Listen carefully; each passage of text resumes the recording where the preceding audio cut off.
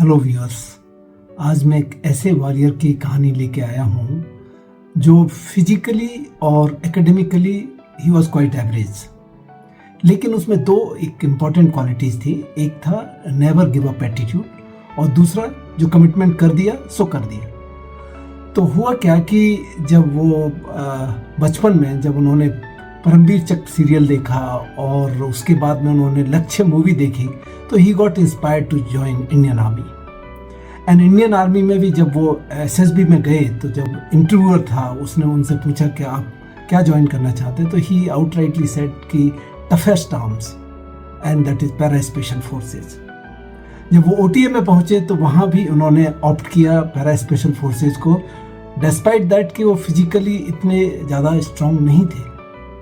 लेकिन 11 लोगों ने जिन्होंने ऑप्ट किया और जिनको एलोकेट हुई उसमें से केवल 2 जेंटलमैन कैडेट ऐसे थे जो इसमें सेलेक्ट हुए। अब उनमें से एक ये मेजर सिनम थे।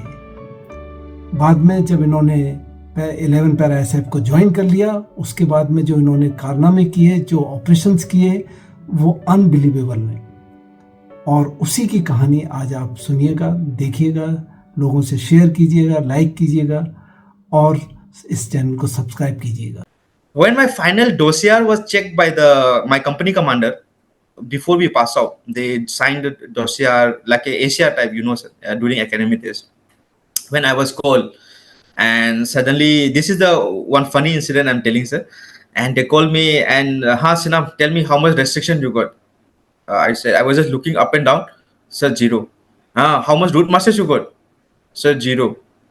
What punishment do you got in junior? Sir, 0. In senior term? Sir, 0. What is this? I cannot believe it. You are in my company and I didn't give you any one punishment. Immediately he wrote 7 route masters and 7 restriction immediately. Laughing.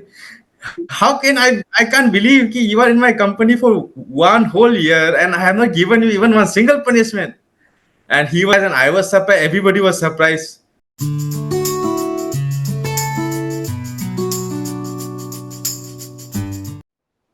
Good afternoon ladies and gentleman.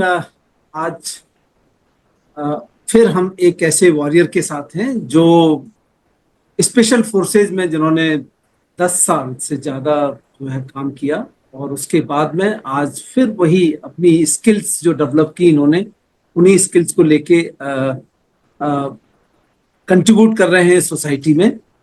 So let me welcome major Sinam Purnachandra.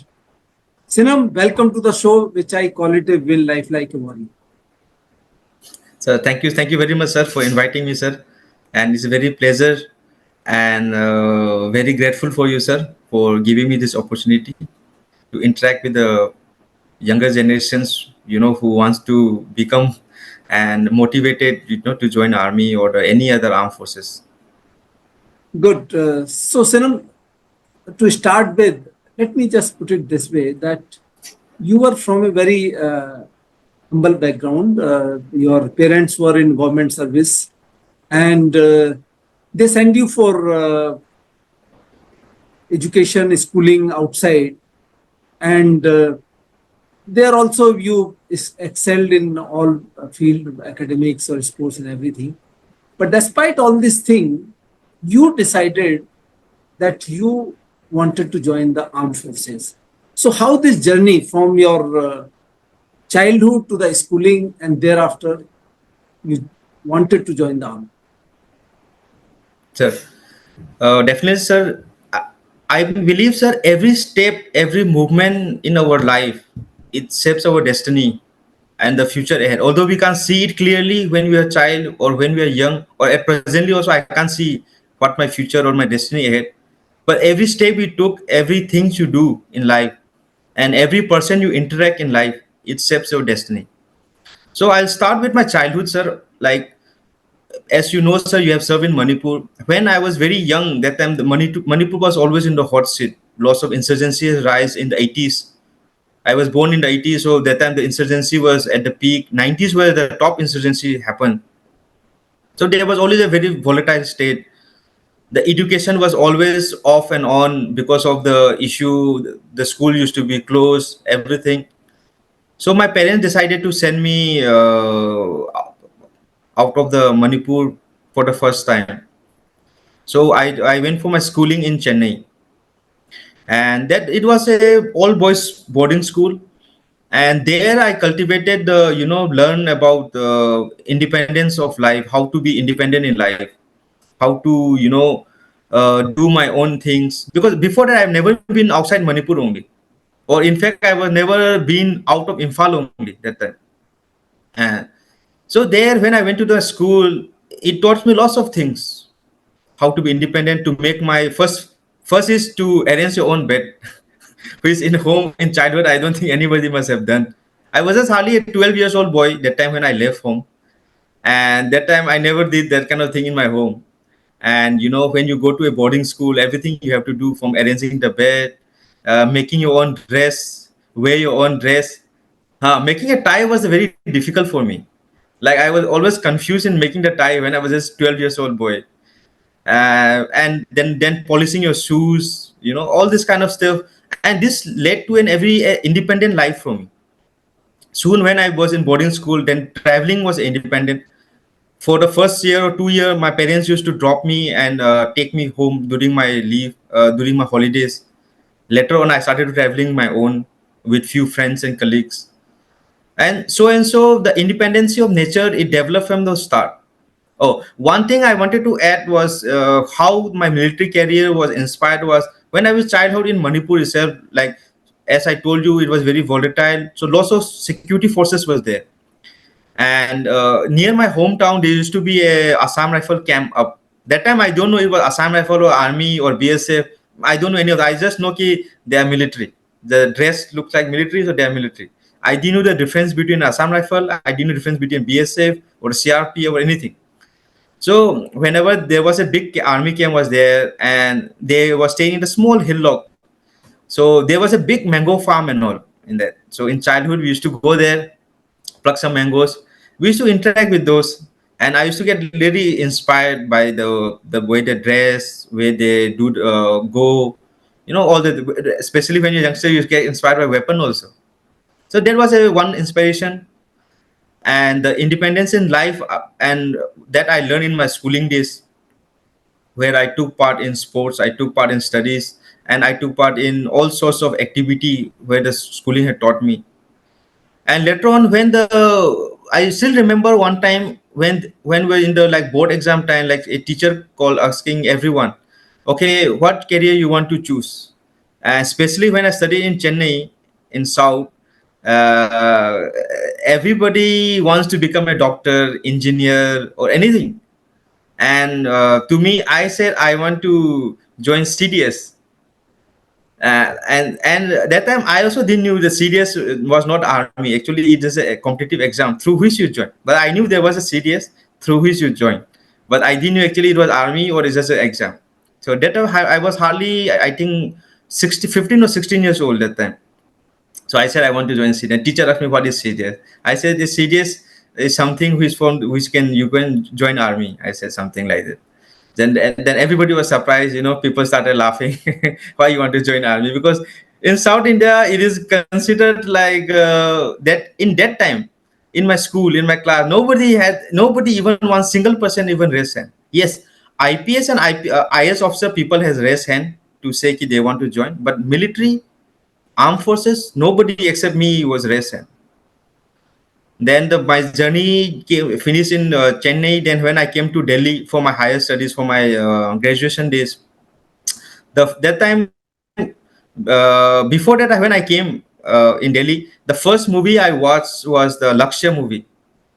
That was another inspiring, how Hrithik Roshan joined. He was just in army we call a loose character. And after that, the way he became an officer, the way the bravery, the courage, what he displayed in that movie, I think not only me, I think it inspired many of us to join the army. That time was the time I actually decided I want to join army. But as my graduation goes, as I finished my graduation, my parents being a government employee, they wanted me to join the UPSC exam and do civil service. Although I was preparing for my civil service, but in somewhere in the mind that that Laksha movie, and before that there used to be a Paramveer Chakra series also was there. So Yes. that had already engraved in my mind so badly that I could not remove it from my mind. And immediately when I was giving my final paper for my graduation, next same month it was I think serious exam was on. So without much preparation, I immediately gave serious exam. Just finished my graduation exam, then I gave my serious exam, and I was literally not hoping, to get selected also, because I have not prepared that much. Because since it was my final exam in graduation, I wanted to do well to get a good grading that time.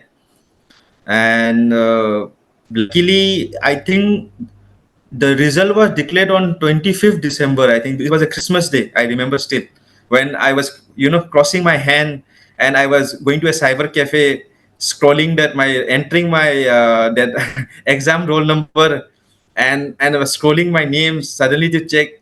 And when I checked the result, it said ki you got selected for the interview for SSB. Then that was a time really, the joy, the feeling, it was unbelievable. I cannot imagine the joy which I had when I saw my name, my first competitive exam I gave, and my first try I just got selected in that. Fantastic. Then the journey came. Then the journey came for the SSB. When the call letter came, everybody first asks is which SSB center you are from. Then my call letter, it was written Allahabad. Then after, when people started seeing Allahabad, the people saw, oh, then you are gone. Yeah, as you know, sir, Allahabad is always known for the rejection center.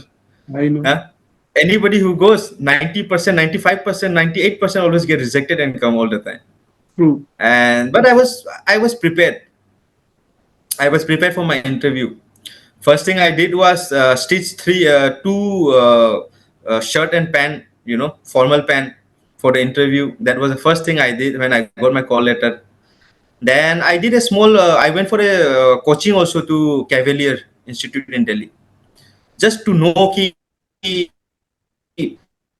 because this is going to be my first time, and people were giving guidance, but I actually didn't know what to get a good guidance from. So there was a people who told me go to Cavalier at that time, and the instructor there, they actually guide us, tell you what to do. So I took a guidance there, and it helped me also. Not the what they taught actually that helped me, the procedure they have explained to me, that has helped me a lot. They told me what is the exam, what to do, what not to do. At the end, in CDS, you cannot fool anybody. All those psychologists and all those people, they are already well trained, and you cannot fool anybody by coaching. But the coaching has only helped me in knowing the baseline. What is the exam? After this exam, what is the next exam? After this next exam, what is the other test? And all sorts of things. And my Allahabad also, actually, if I told you, my SSB did not went so well as I say ki it's supposed to go. When the group discussion or people were shouting, discussing everything, left and right, trying to prove their point, I was just simply sitting in a corner and looking at other people surprised. People have come, like many people had come for like fifth time, second time. One person was there for 7 time SSB. I was really surprised by his dedication to join army. And I was just simply sitting there. Just only when the turn came to say something, I hardly spoke maybe 2 lines during my group discussion. But physical and all, I did quite well. Other thing, but my SSB, when the interview also came, people always had by some DS or their group instructor. And for me, who was the interviewer? The commandant of the SSB Allahabad board. It was a major general. I forgot sir's name, and his interview was like an hour, sir. People have interviewed SSB for 5-10 minutes and they come back and they get selected. And for me, was hour, 1 hour, maybe more than that. And he really questioned me. That time he asked me in an interview, okay, son, tell me, if you get selected in army, which arm do you want to join? I said, I want to join para commandos, I said. And it just came out. I'll tell you why I said, no, everything shape your career. what happened was, before I left for SSB, I went to a brother, one Manipuri brother we call. He was a senior to me in college, and he was in Delhi also.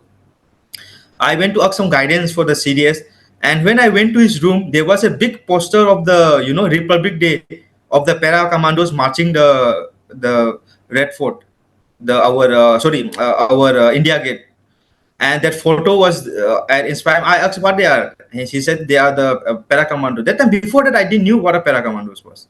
He explained to me a two-line regarding they are the best of the best, and they are considered one of the most elite of the soldiers in Indian Army.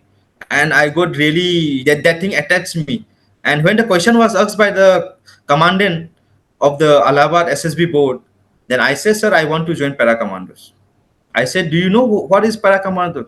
Sir, I told him honestly, sir, I really don't know what is para commando, but I know that they are the best. So I just said this thing. Then that was the end of the interview. And during that conference interview, before the one final interview, it has no started. That all the DS are sitting. The commandant, they just call you for hardly for a minute or so just to see the final grading of the thing. When they call me, the commandant again asked me, why you want to join para commandos? He asked me only that question. I said ki I have few brothers, some seniors who are in infantry. One of my senior who is from NDA, he joined what I call artillery. Then I said, sir, I want to be better than them. I want to be best out of them, and that's why I want to jump. And that was it, sir. And that was the interview closed. Then at evening, when everybody was called for the result, and they didn't announce the name in the SSB Allahabad. They were just announcing the chase number. When my chase number was 17, I still remember. When they were calling, and other names, suddenly everybody name came. My name never came. And I was expecting they will call the name. So I was thinking name and I never heard. Then somebody told me chase number 17. Hey, that is you. One of my neighbor told me, hey, that is you, chase number 17. They're calling you. Go, go, go. Then when I went there, like I was like half shocked, half cocked. I didn't know what I was doing, and suddenly I was standing there. Imagine 90 people came, sir. One person went on due to some documentation back from Allahabad. Out of 89, 39 got the second round of the process for SSB. And at end of it, for medical recommendation was only 4 people. And out of the 4 people, I was one of them. And I was really half cocked that time. And this is how my journey for my army started. And through that, I joined the officer training academy in the Nosera company, and this is how my journey started, sir. So Sinam, just see that out of 90, only the 4. Okay, it's not even 1%. Sir, it's not even 1%. It's roughly 0.5% people who get selected. So tell me one thing. You mentioned that during that group discussion also, you didn't speak much. Though you did good at physical activities. Now, hindsight, what do you think? What were those qualities that SSB must have looked for, and you were one out of those 90s? I think, sir, they were looking for the observant quality. Although I was not speaking much, I was observing, I was listening to what they are saying. And I think that I didn't realize that time. This I realized after serving for 10 years in army, when you usually become an officer and you become so much experienced in what you do. That time, I think the only quality they must be looking was observant. Because in military, discipline is very important. It is not what you speak all the time. It's what you listen and what you grasp the knowledge. That is more important. So I think that is the only quality I think they must have checked in that. That's why they must have given me mark in that. And probably the truthfulness, what you speak. Yes, sir. Sir, that is definitely, sir. And as I told you, sir, SSB, you cannot fool anybody. They all are very well-trained psychologists, and they know everything. Even you blink, even your hand is not correct position, even your body language, your face expression, everything they look, sir. The basically for the listener, if I would sum it up, they are looking for your integrity, what you think, Sir. what you speak, and what you do. All three are in harmony or not. Sir, If sir. anything Yes, is definitely, deviating, sir. that means you are not truthful. Sir. Means what you think in your head, what you do on ground, and what you speak all has to be together. That is why there is somewhere they want to write a picture, somewhere they wanted to do the group discussion, and somewhere they wanted to do the activity on ground. Yes, sir. Yes, sir. So You're entire way definitely they are right, sir. seeing that harmony within your all three aspects, and that way you Sir. can't hide it. Sir, sir. So, Sinam, after that you joined OTA. How was the experience at the OTA, and what uh, is that one incident or experience which you even can't forget today?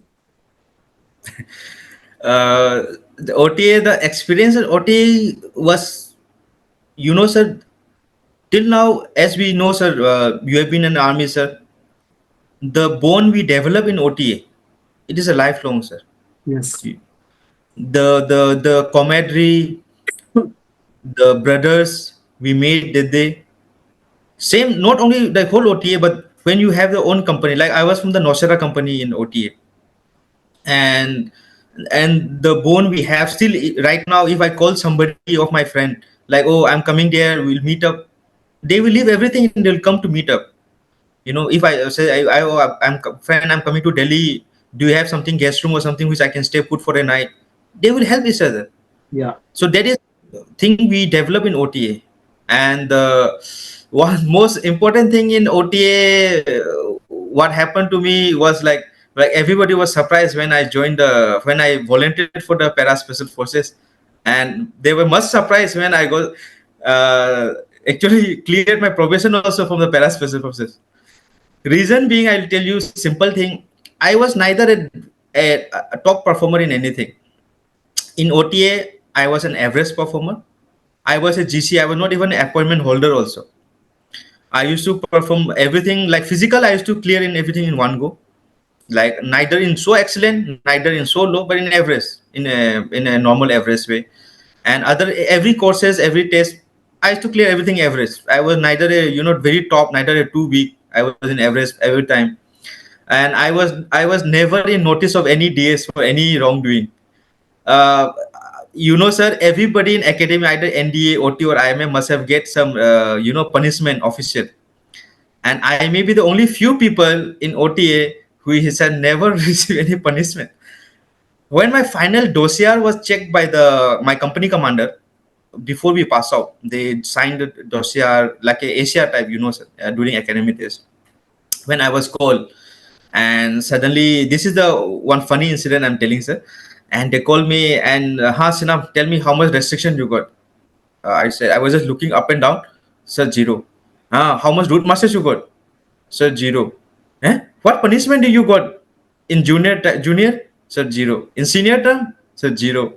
What is this? I cannot believe it. You are in my company and I didn't give you any one punishment. Immediately he wrote, 7 root masters and 7 restriction immediately. Laughing. How can I can't believe ki you are in my company for one whole year and I have not given you even one single punishment.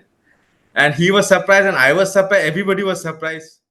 I think in my company I must be the only one who didn't got any receipt. Maybe some, I don't know. It's not that unofficially punishment we get all the time, but official I have missed out in any part, and I didn't got even. And as soon as the punishment order was announced, during time what happened was that for the passing out there was a very big dignitaries was coming that year. So our adjutant that time, he decided ki we will cancel all the punishment and everybody will focus in the drill, because the final drill for the parade, passing out parade, was very bad of our course. So the adjutant of the OTA, he decided ki everybody day and night everybody will practice. And in the poorest of the poor drill, I was one of the worst in the drills. I was one of them. And my name was there in the special category for the practice of the marching drill contingent, sir. Oh, in this, sir, I will tell you one more incident in OTA, sir, which you'll be surprised. For the junior term, I cleared my drill in third attempt, sir, because I told you I was never good at drill, especially with my height and my structure. I was never good at drill. In the second, in during my senior term, the first drill was only they select the first. The first clearance of the drill is only the best of the best. They only clear. In the second chance, I cleared my drill. And how I cleared my drill? Suddenly, I was called for the drill by the Subedar Major of the OTA. And that time, the adjutant was what came suddenly during my luck. And the adjutant was, I still remember, he was in the horse. And he told me, GC, so and so, my name he called, just show me salami, says. And just be thing, I knew I was not going to clear the drill, sir, because I was not good at drill. And just my luck, just before the night, I was practicing in front of the mirror salami, says, with the weapon. And I practiced more than 20 times. I have practiced in front of my mirror in my own room, in the bathroom, before I came. And that time the adjutant told me, do salami and show me. The way I saw salami sirs, adjutant, just by salami sirs, he said, no need to show any demonstration, you are passed, go. I was so, I just ran off from there. And that is the most funniest incident. And why I'm telling this incident is when the passing out ceremony came, when the trial of the drill was going on, and when I was showing the drill, the final drill, and the adjutant pulled me out, the same adjutant, he called me, Bloody, who made you clear the drill? Then I just said, it was you, sir. I just said, it was you, sir. Which attempt did you clear? So second attempt. You cleared the second attempt and you can't do this proper drill. That was, I had it. So he put my name in the category of drill where I have to practice day and night. And because of that, my punishment, official punishment of 7 restriction and 7 route was also cancelled, sir. So I without any punishment. And this is the funny story which I started in OTS. That reminds me, Sinam, also. In fact, like you said this, I will also be the one of those in IMA cadet who never had even one restriction, not even a heckle order. Means, so I was otherwise not a problem creator, so I never had this. But once I was caught for that liberty. When you go for liberty, so we have gone without a permission, and I was caught by one of the TS. And he said, okay, come and report tomorrow in front of the cabin. And that is the time I thought, yeah, ab fas gaye, ab punishment kuch na kuch mil jayega. So there were a couple of us, and we went and reported accordingly next day in front of the cabin. But what would have happened that the DS did not turn up till 1 o'clock in his cabin. And when he did not turn up, it was a lunchtime. We also broke off from there. And thereafter, nobody asked us and got saved from that any punishment. So I am one of those who never did even a heckle order. This happens. So after being in the OTA and when the passout was there, normally, there are a lot of GCs who opt for para special forces and they wanted to join. But everybody doesn't get it. Okay. Sir. And you are the one, probably you got it directly from OTA. Tell about something about this. How come? Means you said yourself that you were not exceptional GC in the OTA, but you were average, neither too low nor too high. But despite that, you got it directly from there. Something about this. So this is also there's a story behind, sir. I said to you, sir, for me, the destiny has been already made where I am right now and where I was in army in the special forces. So destiny was already made. So there's a small story behind this. I told you, sir, I cleared my SSB interview, and because I told, and not because I told, but that time I really wanted to join special para forces. But when I came to OTA, sir, my ideology was brainwashed, sir. Why I tell you, sir? Because you get inspired from people what you see every day, right, sir? Yes. And in OTA, everywhere you see is an instructor of my all my instructor maximum with the they were either from the Gurkha regiment. My Subedar major of my OTA was from Gurkha regiment. My drill instructor one was from Gurkha regiment. My weapon instructor was from Gurkha regiment. And luckily that time, sir, before joining OTA, I had that time. Presently, my wife, she is also from Nepal, Gurkha, and and after I met her before joining the OTA, I also wanted to join the Gurkha regiment. After seeing so much, officers, my drill instructors, my SM, and that have inspired me to join the Gurkha regiment. And one of my instructor was there, sir. He was from the 1 by 11 Gurkha regiment. They said, no, the best of the best award they got the 11 Gurkha regiment because they have done heroic in all sorts of war. So I really wanted to join the Gurkha regiment because of officially also, and because of my wife, at presently my wife, because of her also. And that make my then I started from my first term key. Okay, I have decided when I fill my form, I will join Gurkha regiment.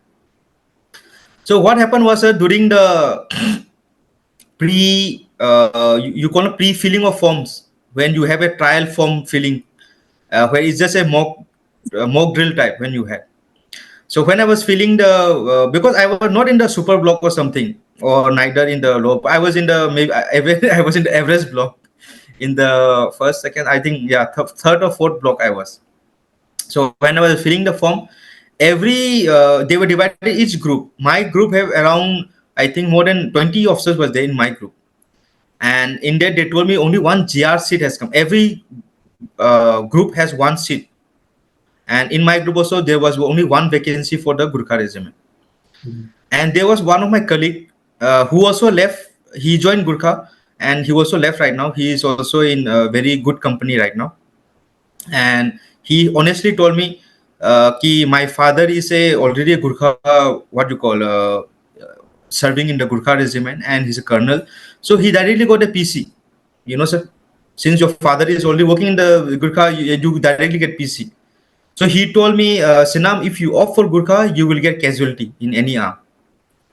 And literally that time, sir, in that time, I'm telling you, I have no idea about any other regiment except the Gurkha. And I was really afraid to, that time to go to a Jat regiment or a Bihar regiment, not because of the men, because, like I was thinking I'm a little like a small, like not a very tall or a strong guy, and being from a northeast and going to a Jat regiment or the Bihar regiment where the people are 6 foot tall, with a big muscular mustache. And I thought, like, how can I command those people? And literally, so, and I wanted to go to Gurkha regiment, and and he clearly told, you will not get it. So I call up my uncle was there that time in Gurkha regiment. So I call him up. I say, ki, uncle, tell me, how can I go with Gurkha? Do you have any contact which you can recommend me for any other Gurkha regiment? And you know what he told me? He was from infantry in Gurkha. That time, the sixth pay commission has not come. It was in the fifth pay commission. The salary was low. The infantry life was very horrible. All the time they were posted in the forward post. There was no communication. Like now, there is no mobile phone proper. There is no internet that time. It was there, but not so available network in the forward places, either in Northeast or JNK. There were no facility of communication. So he literally, as a good uncle, he advised me not to go infantry. He said, if you want to have a good life, go to ASC or supply corps or the ordnance. He said to go, you'll have a very chill life, enjoy the life. Okay, he told me. And I was literally pissed off with that. And when the day came of the final filling, and I sat down, everybody feel they were discussing, talking each other, getting advice from the DS. I was just sitting with my pen in my hand and my form in front of me. I was just sitting, not feeling anything because I didn't want to feel anything. Then I don't know, sir, what clicked me. That time somebody announced, who all are para volunteer, please submit your para volunteer form. I was so pissed off. I went there, took the para volunteer form. I just signed my name, did my signature, and they said options. If you don't get selected, you have to fill the options, right? So 1, 2, 3. I didn't fill anything. I just for para. I followed all the 3 options, and I just submitted it without thinking any second thought. I submitted it, And the day came when the result announcement came, and people actually who were very the top, the cream layer of the OTA that time. Many the best in the physical, the best in the in sports. Many people, they were the around 15 people volunteers. Can you imagine? In my course, 15 people. In our senior course, hardly 3 or 4 volunteered. Out of there, only 2 people got selected. One in the para RT and one in the 9 para special forces. And in my course, later on that day, before the result announcement came to know, 15 people have filled the form, and I was one part of that. And I knew that vacancy was always less, but luckily they told ki with a special exception that year, they have selected 11 people for the probation they played. And when they announced my name, when they announced everybody's name, they came. When my name came, that time they announced GC so and so, my number and my name, and said unit 11 para SF. I was so surprised. Not only me, I was not the one who was surprised. Everybody sitting next to me, the DS, everybody was surprised. Huh? How come he filled the form? Because nobody expected me. I will fill this para form, because everybody was expecting I will fill GR or something, or Assam regiment or something like that. Nobody expected me to fill the para volunteer form, and and that also gets selected also in the that thing.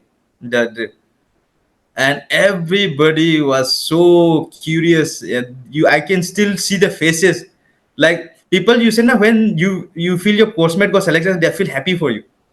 But in my case, everybody was surprised and shocked, like because as I told you, I was neither in the top in the physical, I was neither top in anything. I did everything average, and people were really literally shocked when I got selected. Out of the 11 we went, sir, just imagine only 2 cleared the probation, and one of them was my dear my friend. He is still now serving in the 2 para special forces. He's a Shaurya Chakra also, and he was a sort of honor.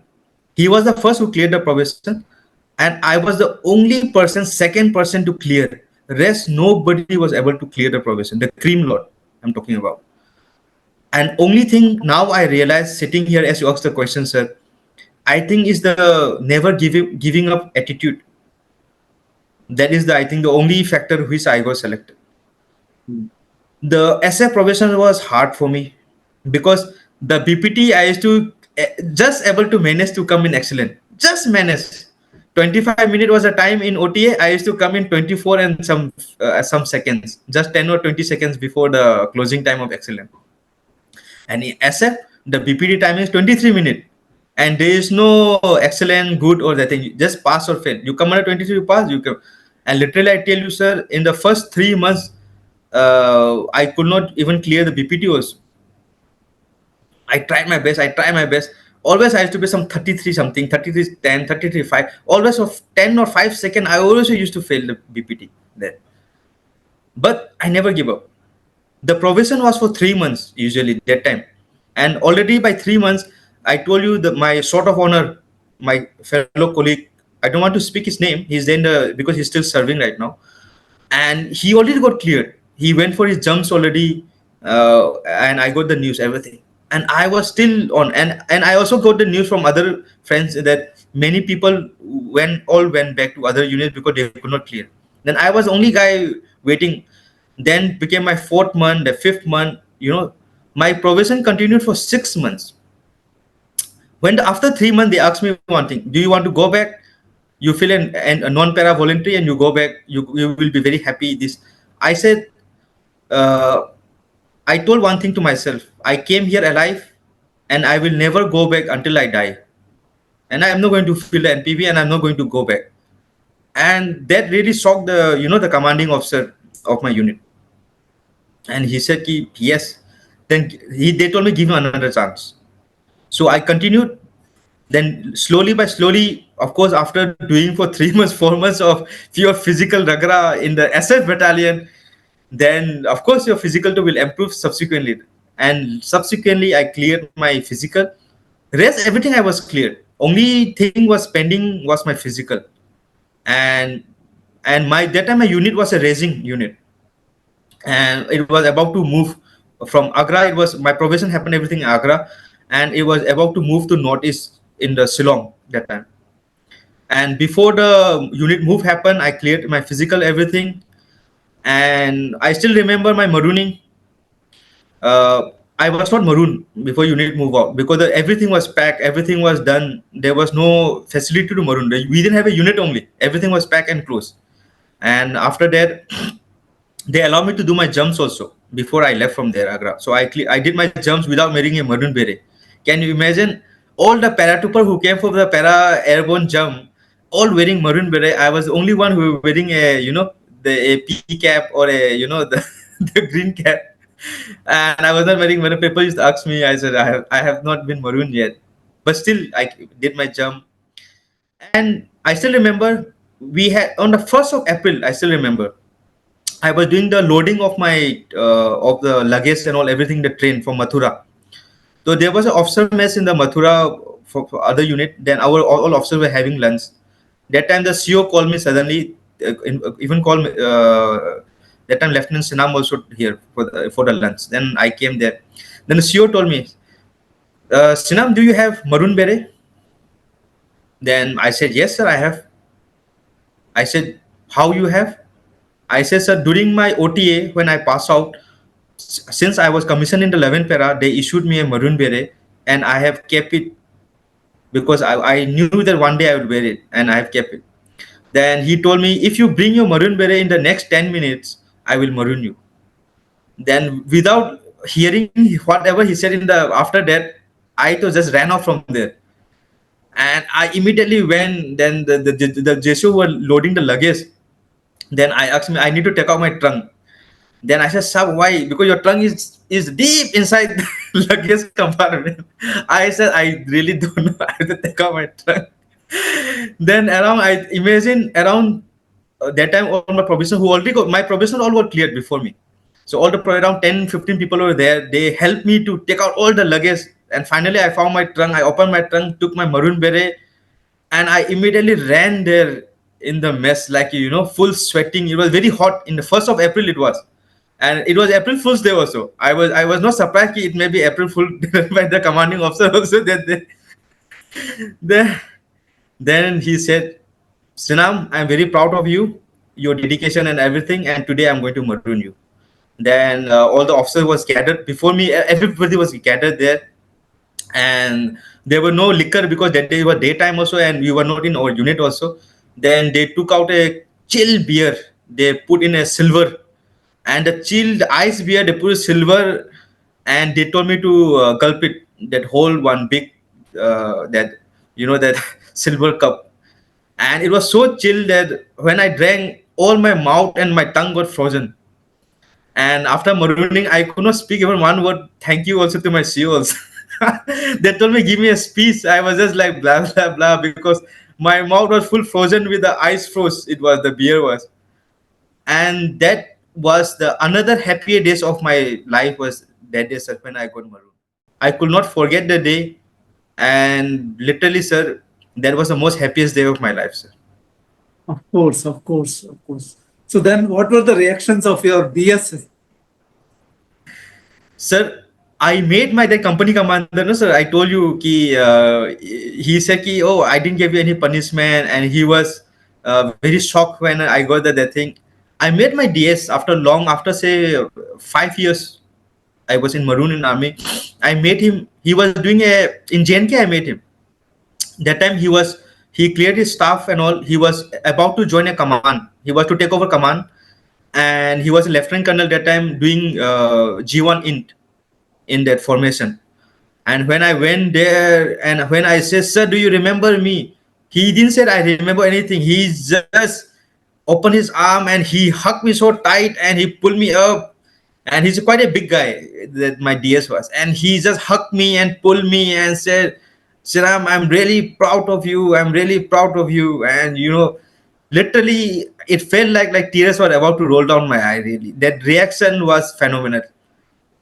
Literally, a DS who have been training you for almost 1 year, who knows everything, what you do, what you've done.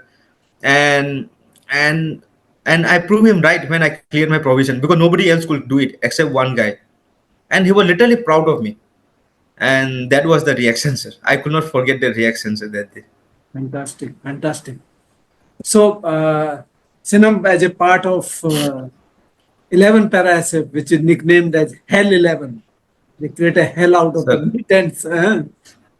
Sir. So, you must have had, firstly, the first combat experience, the part of the unit, and thereafter multiple operations you must have had. So, you would like to Sir. share some occasions or some event or incidents where you can't still forget. Sir, one first incident I will try to tell you, sir, but that is not part of the operation of as a military operation. It was a high altitude operation, sir. My first operation.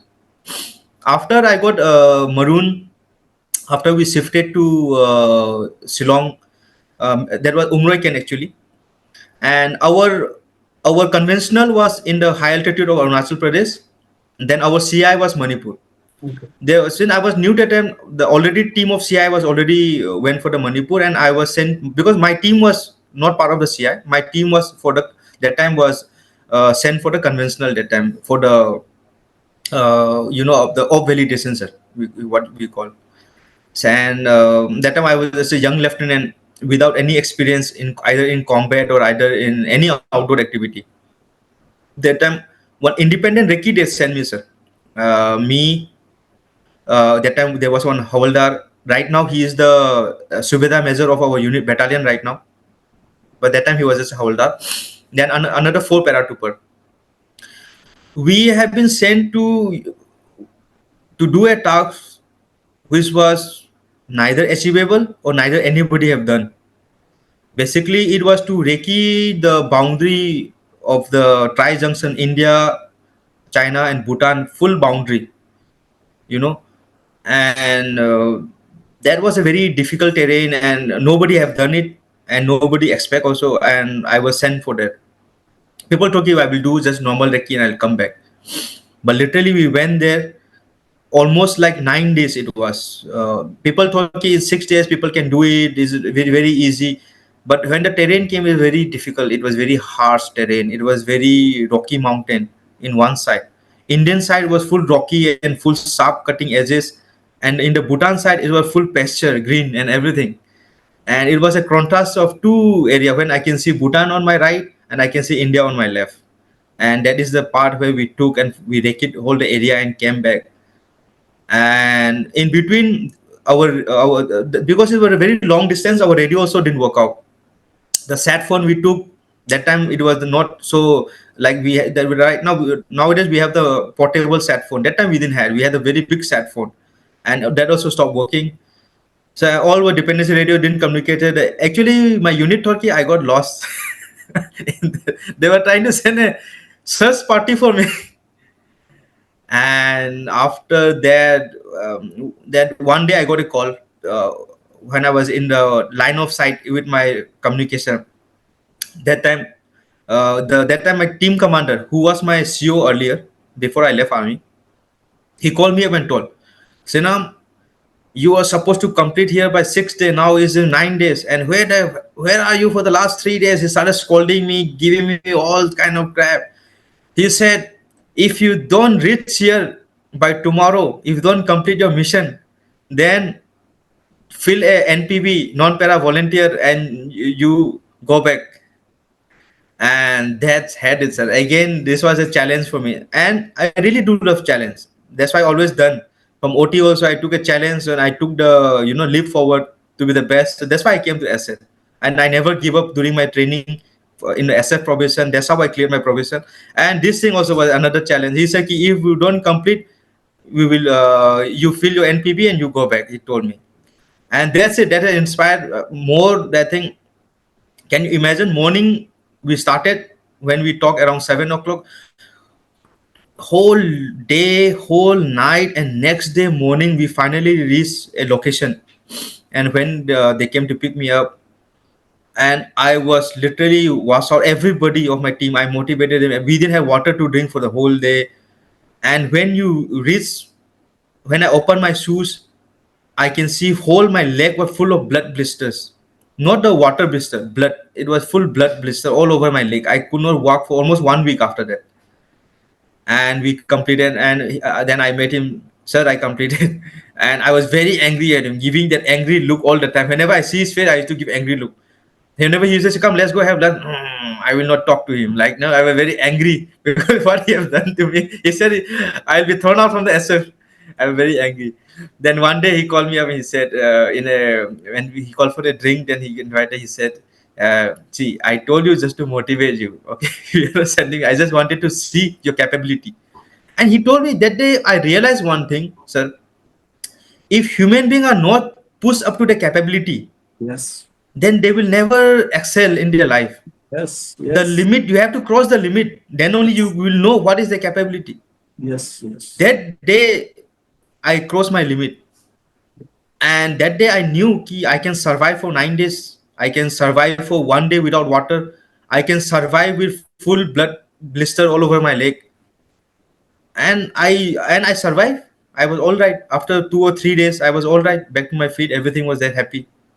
So that limit that I realized, and this thing where I'm trying to connect this thing has helped me in my operation. Many of my operations in northeast where I have been, either in Manipur or either in Assam.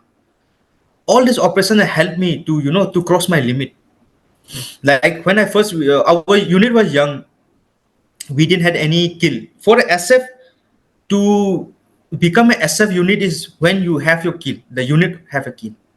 Since I was the first commission officer in my unit, that time the SM sub, the JSO all surrounded me and told me, Sab, you are the first commission officer and we want a kill from you for the unit to cherish the unit. Okay, then that has always triggered me in my mind. And luckily in 2015, that time I was just a team 2IC. My team commander had gone for some important leave due to some family issues. He has to go, and we had to make a operation that day. And I was just a team commander. I was just a 2IC. There was hardly just a captain. I was young captain. I was with just a 4 years plus of my service, and under me there were three youngsters. And being a captain and taking care of three another youngster is more horrible. The youngsters are always ready to pull your leg all the time. Huh? And the team commander also not there to take care of you. Then finally we got an input and I said, let's go for an operation. Being a youngster, they were excited for the operation. Then I said, since it is not so clear, it is just the input was such a key, 3 to 4 militants was there. They were in that particular place. They have come for something. So we say ki we'll go for a very small number. Hardly we'll take around two squad. Means 6-6-1 squad was 12 people will go for an operation. I decided. I said 2 officers will remain with the other team as a backup, and we 2 officers will go and do a surveillance. And once we acquire the target and we know what is there, then only we'll call up the remaining of the team along with the other 2 officers. And normally, being an SF, we never take the easy route. The easy route to go to that place from the nearest vehicle location where the vehicle can go was hardly 3 hours. But the route I took it took me almost 2 days. Because we always go in the night, we never travel by day. We hide in the night and we walk whole night. And that also we always go not in the full moon, because the full moon our movements are visible at night. So we always go, we try to always see the moon phase before we launch an operation. And finally, it took us 2 nights to reach the location. In the third morning we started raking that it was not a village per se, it was a few settlements of houses, 3 or 4. And these people used to come because there was some illegal plantation was on, poppy plantation was there in that area. It was in the border area. And when I was doing the recce, it had a very heavy rain that night, and we were all wet. And I was just relaxing, little bit, getting dry in the sun, deep inside in the hilltop where we were serving. One of my guy told me, "Sab, I can see a weapon." Okay, I said, yeah, you must be joking. It must be the hunter weapon, because lots of hunter in that jungle and all, they carry that the hunting rifle, and it had happened to us also. And that because the guy who was in the surveillance was a very young paratrooper, recently got maroon, and he was in first operation. No, sir, I can see an AK-47. He said, huh? I said, I was surprised. How can? Then we saw two people movement with the weapon. We said then we created one plan. We said we will place a cutoff, then we will do a surprise, and we said we will not fire inside anything, because inside the civilians also may be there, so we will not fire inside their houses. Just try to fire in the air and just to scare them so that they run and get caught in our cutoff we place. We hardly 12 people, so, and we can see only two people that time. I say two maximum maybe four people, and 12 people is more than enough. And out of 12 people, I left two people also to look after all our baggage and everything, and one senior, one buddy pair was left to cover us in terms of anything for the communication purpose. Then we divided into three group, four, and another two, just to push them away. And around 10 people we went there, and just imagine when we reached the site, then we realized they are not four people. There were more than 20 people around in that area. There was a whole troop has come that day, and there was a meeting going on. It was not, the information was this: these people has just to came for extortion, and so, and that extorting from the villages, from the public cultivation. That was our target, and that usually it used to be also.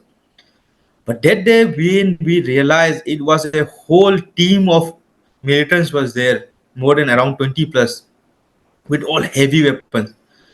And because of the rain, they were all in the nearby top. So when the firefight started, literally they were the one who was, taking advantage of the bombardment. They were like heavy fire started for almost 30 minutes. And that was my first firefight also of myself being in the SF. And but I was not scared. Or the training, the what we have gone through, all that, it removed this. Only my fear was the civilians. So what my first priority was, we took all the civilian evacuated from the firing zone to a safer zone. We took, and when I was taking the civilian, I can hear the bullet flying up and down near my side. One bullet, and that time I realized being a shot is also a good sometimes. When the bullet flew from my head, and I was so short, the bullet could not touch me. That day I realized, being a shot also has some benefit in combat. And we evacuated all the village. Then we launched our counter offensive. I sent four of my team. I said, start offensive. You start assault. Then being SF, nobody was afraid. And all my team was very young. The officers with me, another officer, he got a gallantry award for this also. And he was also very young. I sent him to launch one cutoff. I myself launched one side. Then I call up my two guys in the up. They launched the Pika. Pika is our support weapon. It's like a LMG, but it's a little heavier machine gun. Then I said start firing on that. When we started the firing our Pika, then our support weapon, and we had a sniper that also. I just start aiming and start shooting them. Then that's how we did counter offensive. We did, and we started clearing every houses. Room intervention we did for all the small houses. And that time the maximum militants had ran away. In that operation, we had around 4 kills and 1 apprehension. And in that we recovered lots of warlike material. Actually, they had bought, lots of people had come from across the militancy had come inside. Since they were the border village, they were stopping and having discussion, and they bought some IDs also. What they were trying to do was, there was few election was coming up, not the state election, the few like a autonomous election for the district and all. It was coming up, and they wanted to plan IDs to disrupt that election. That was the later on we came to know the motive, and that was the first time we had a contact. And the training, the pain, as I told you, the limit which I pushed in that in my high altitude operation, that limit had already taken out all my fear away. I was not afraid when the bullet was flying here and there. In that operation, I will tell you, sir, I am from 11 para SF, and I only fired 11 rounds in that operation. Okay. I was busy controlling my team, sending them and putting counter offensive, because we went for the ambush and cut off, and they were the one who did upon us because they were heavy number. More than 20 people were there, and they were full arm automatics. They had grenade launchers, everything they had. But hardly we were, since I left two people also, I was just hardly with the 10 people we were there. And later on, all they ran away, and we got the four people, and one person we captured. And once I believe, see, one thing out of my whole year in the operation in the north is one thing I realized was I'm never here to kill an innocent guy or neither to hurt any innocent person. I am there because they are there. There used to be a poem in my school I used to read about the war. Like, if you meet in the battlefield, we'll fight till death. Either you die or either I die. If we meet in my home or your home, we'll have a cup of beer or something. The same concept was always in my mind. And the guy was there, he surrendered. So we didn't did anything to him. We took him, then we hand over to the police. Then actually that it was luckily that guy told us all the information. They came from across, so much team came. The main intention was to plan an IED and everything, and they were here for the payment and all this kind of stuff. And it was a very valuable input, and it was a very satisfying operations, sir. Which area it was, Sinam? It was border to Myanmar, sir. Oh. Manipur, Myanmar, Nagaland border, sir. That's right. There's always active, even surgical strike was done across that only. It happened in the same year, sir. Yes. Although I will not say I was exactly 100% part of it, but that time my team was part of it for the as a what you call as a not the direct action team, as a to take out the minds of the militancy. Okay. My team was launched somewhere in the south, and this strike happened in the north to show that SFs are operating in the south. To remove that from them, because whenever they know SFs is roaming here, the militancy never comes in that area. Right. So when I went, my team was launched in the south after that, before the conventional surgical strike. My team was already operation in the below south belt, and that time, and that's why they know SFs are operating, and they didn't know another team of SF are coming for the surgical strike. Okay. So we were like as a show of force, we can say in military we call, no sir. As a deception, yeah. The exact will be deception. Yeah, we were doing that time, and indirectly we was part of that thing also, because we were doing the deception for them so that they can do the work. And since that time I was also young, I hardly had 2 years of CI exposure, hardly 1 year that time of CI exposure, and that was the same year it happened. Fantastic that you had such a wonderful, successful operation. Means with the 10 people and there 20 people or more than that, you could have 4 kills and they run away. Sir. That is a fantastic outcome. Sir. More than the kill, sir. Just I would like to add something, sir. More than the kill, sir, I have counted the number of life I saved. Yeah. And during my deployment in the Northeast, because Northeast people are not terrorists, sir. I know there's lots of political and everything that will not go into it. Yeah. But what I'm trying to say is more than the kill, I have counted a number of life I saved. Yeah.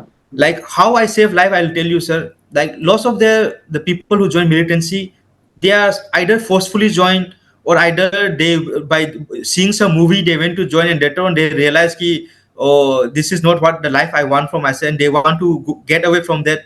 But the people will not let you go away once you come. They are permanently booked. I know. And if they run away, they will kill them. I know. So what I'm saying, more than the life I saved was more than the 4 this time we had killed more than 10 of people I have saved. We have went across the border. We have helped those people, run away from the camp. We have got them from across the camp from Myanmar. We took them. We came inside India. We helped them cross the border, and we hand over to the police. And after we did only once that day. Then after that, when I was serving, then lots of families started coming and requesting, please help my son, he went there, don't want to be there, please help him to come back home safely, because they were afraid if they run away from there, the military will kill them. And if they got killed by the militant, if it come to the border, the either the Assam rifle or the other military, they will kill them, because they don't know, no, because for the Assam rifle or for the military, they are just a militant. I know. I know. And this is how my expertise came in hand. Being a special forces, I can go across, I can come inside, and I was always in and out all the time. And this is the time when I have more than 10 people. Exact number will be 12 or 13. Exactly, I think 12. I have saved them, bought from the across, came inside, rehabilitated them, hand over to the police, help them again, to have a normal life. So this is always has been my motto also, sir.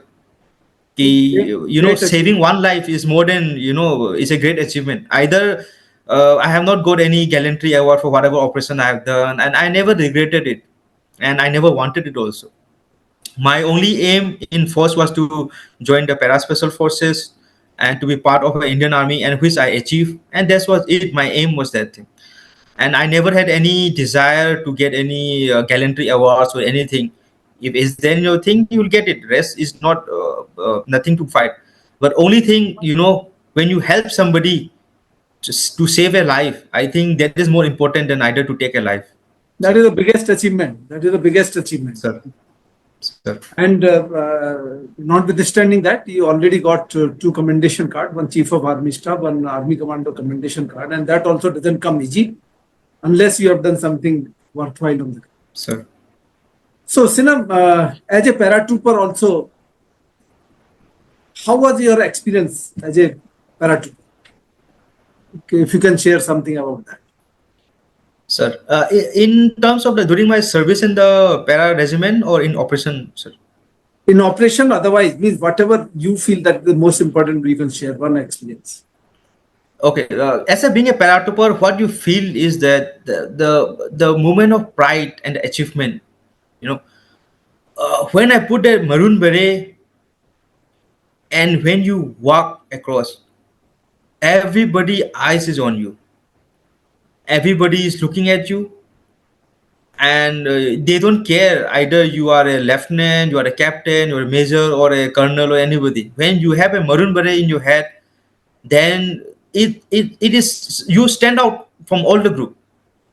Like one instance I tell you, sir, when I just got maroon, when we went to Umroi camp, I was supposed to go for a language course to Delhi, and it was already started. Since my unit was on move, the document has not reached on time, and the course has started, and I have to go immediately.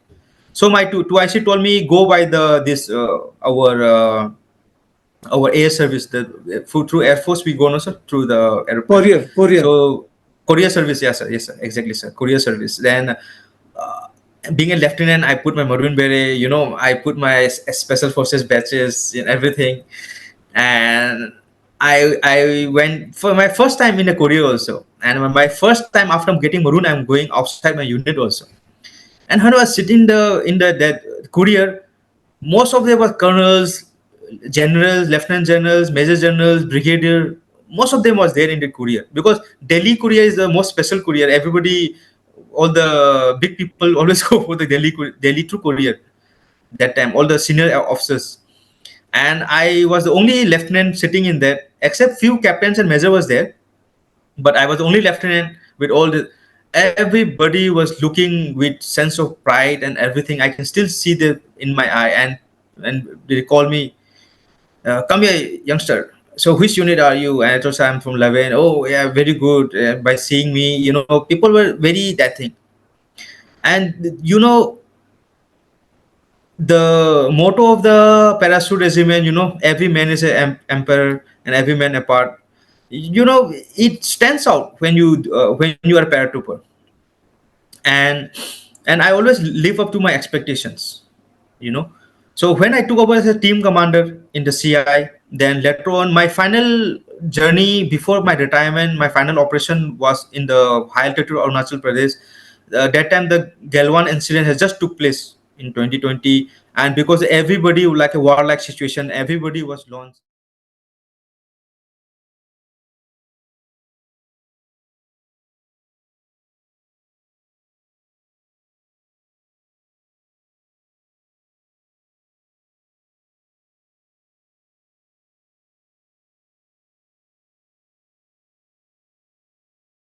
Along the borders between India and China. And when I was as a team commander, when I was operating a team there in the Halt Arunachal, I was directly one to one with four major generals. The four DIV were tasked for the protection and for the offensive and both defensive of the Arunachal border in that MI area. And I was directly in one to one with all four of them, ensuring we can do all the thing. And that time, you must see, sir, when the situation was very tense that time, the hope, although I had hardly around 30 to 40 people in my team that time in operational, and the hope of the four major generals was over me.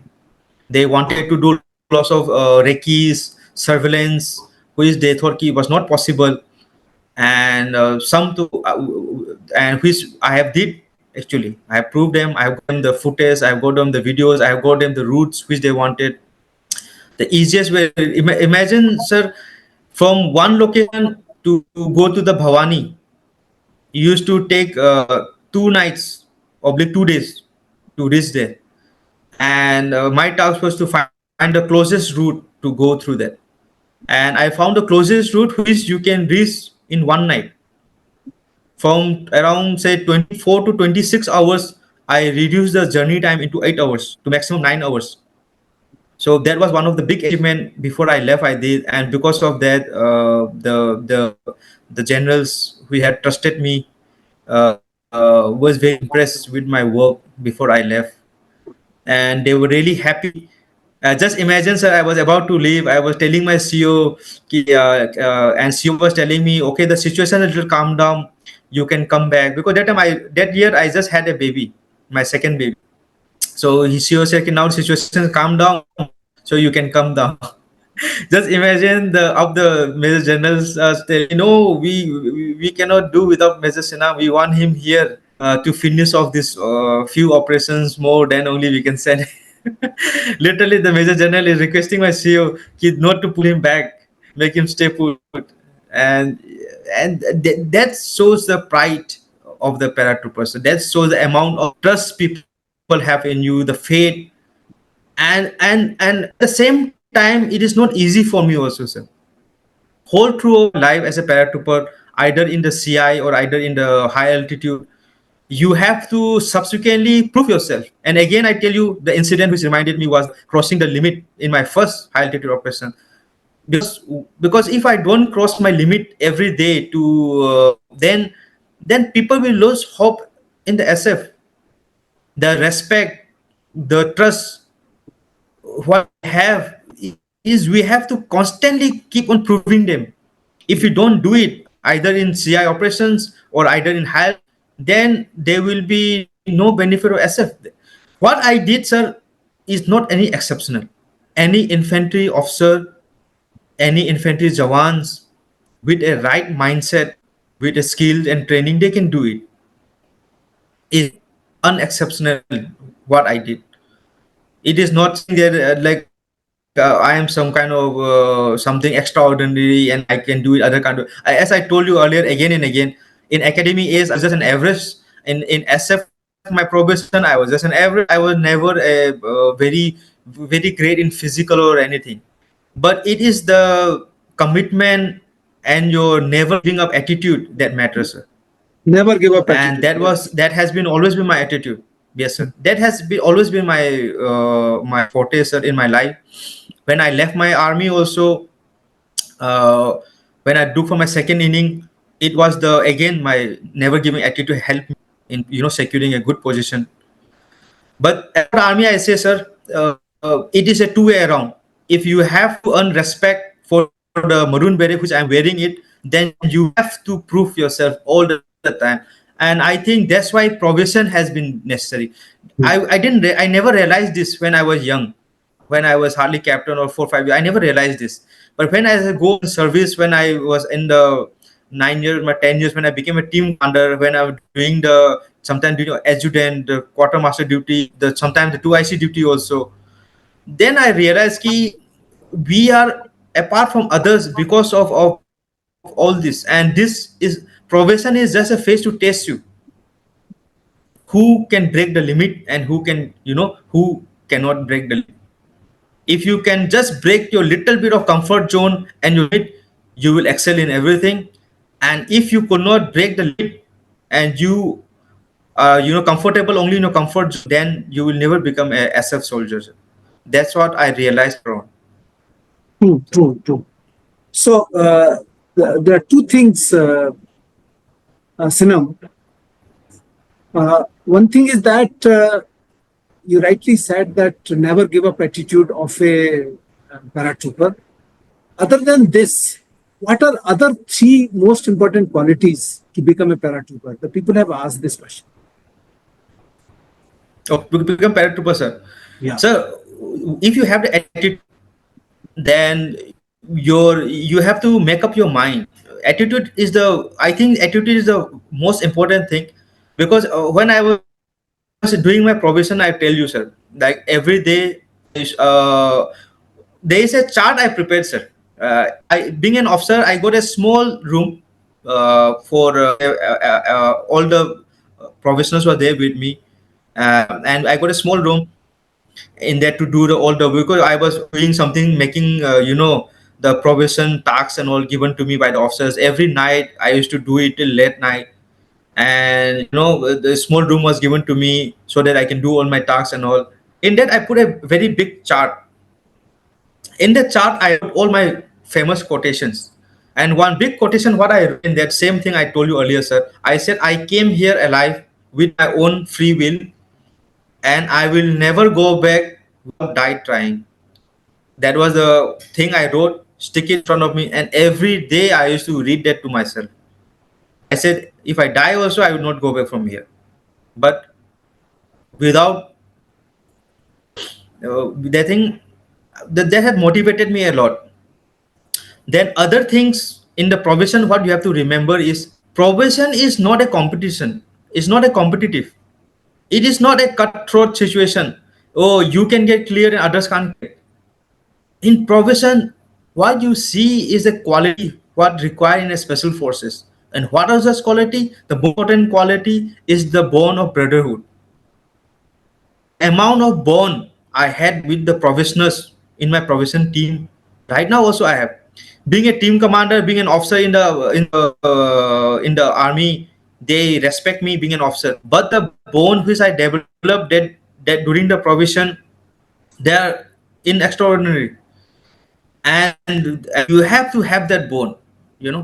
When we have the route marches, and when you have to run 40 kilometers with the whole backpack of all that 25 kilo on your weight, and you have to run, and the timing of the SF is extraordinary, another it is not so easy, then I cannot motivate myself time, right, sir?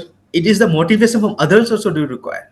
So when we ran together, a little bit of tap on my shoulder, brother, the professionals, a little bit of comfort by saying, साहब आप कर सकते हो साहब, हम आपका पीछा नहीं छोड़ेंगे, जब तक आप आगे नहीं जाएंगे हम पीछे नहीं हटेंगे. That work, that has also motivated me, and that has actually helped me in clearing the probation.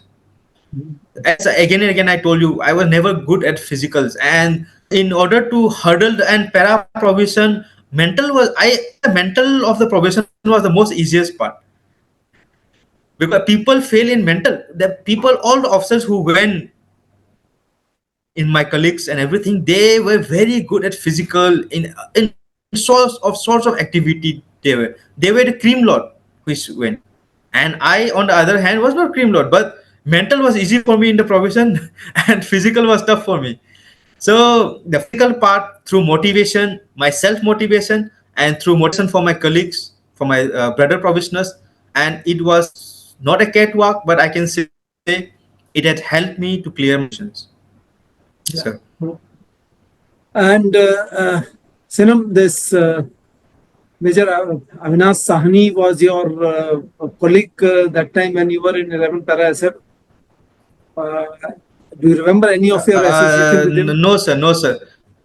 The only association is it was high and by. Okay. I was talking about the first time I came to unit.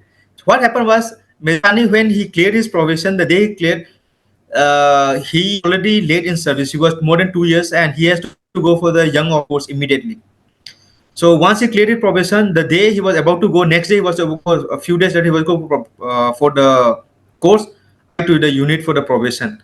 And that time I hardly met him once, and I a youngster, I tell sir give some advice what to do.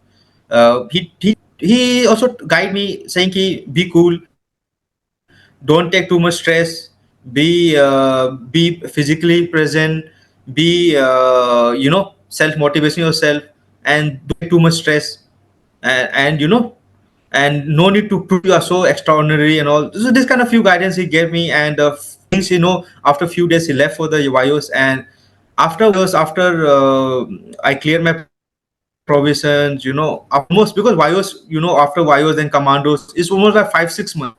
So after I cleared my provision, everything, then I met him. Then later on, we were in the same team, and together also. Before me, he went to the CI operation first.